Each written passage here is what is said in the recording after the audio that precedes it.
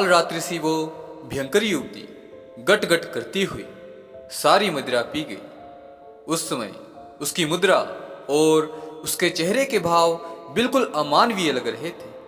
मुंह बिचकाकर और ओंठों को दबाकर कभी वो सोते हुए बालक को देखती तो कभी वो काली मूर्ति की ओर।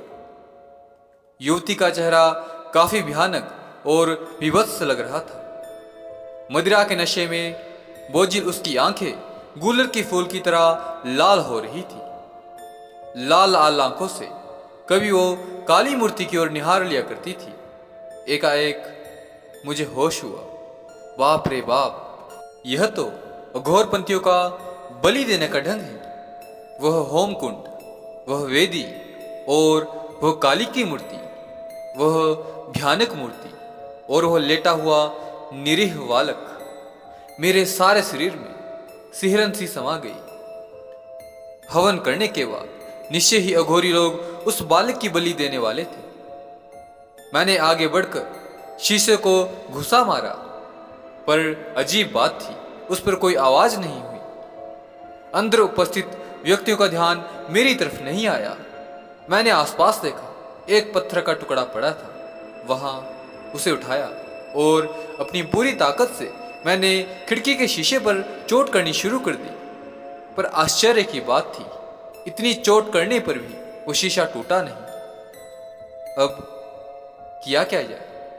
असहाय की तरह मैं अंदर की ओर देखता रहा। इतने में ना जाने कहां से एक लंबी चौड़ी काठी का व्यक्ति कमरे में प्रकट हुआ। उसकी शक्ल भी काफी भयानक थी। सिर पर उसके जटाजूट था और लंबी दाढ़ी थी।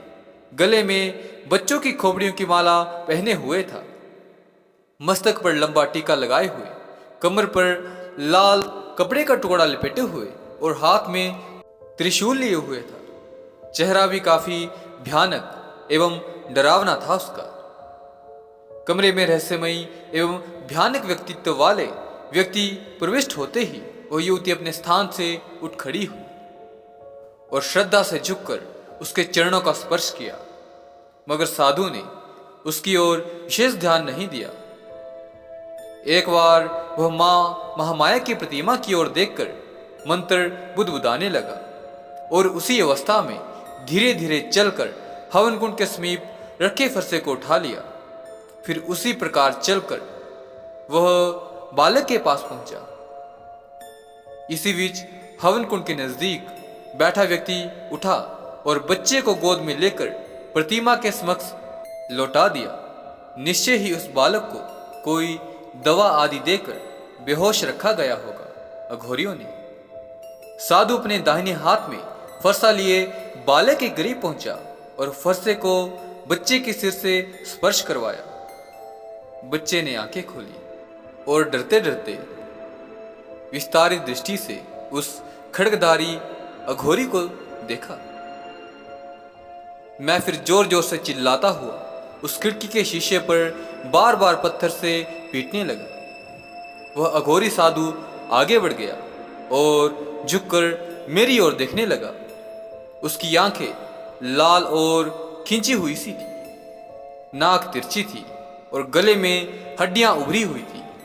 जब वह झुककर मेरी ओर देखने लगा तो मैं भी अप्रसन्न व्यक्ति की तरह टकटकी बांधे उसकी तरफ देखता रह गया। उसने भी मुझे सिर से पैर तक निहारा, जैसे मुझे ठीक से देखकर पहचान लेना चाहता हूं। वह इस तरह मुझे ताकने के बाद वह उस बच्चे के सामने जाकर खड़ा हो गया और फिर अपने हाथ से चमचमाता हुआ फरसा तान लिया। दूसरे ही क्षण खच की आवाज हुई और उसी के साथ बच्चे की हृदय विदारक चीख भी गूंजी। बच्चे का सिर धड़ से अलग हो गया था और जमीन काफी दूर तक खून से लाल हो चुकी थी। बच्चे का सिर और धड़ थोड़ी देर तक छटपटाता रहा और फिर शांत हो गया। मैं पलट कर भागा, वहां से खून खून चिल्लाता हुआ सड़क पर पहुंचा।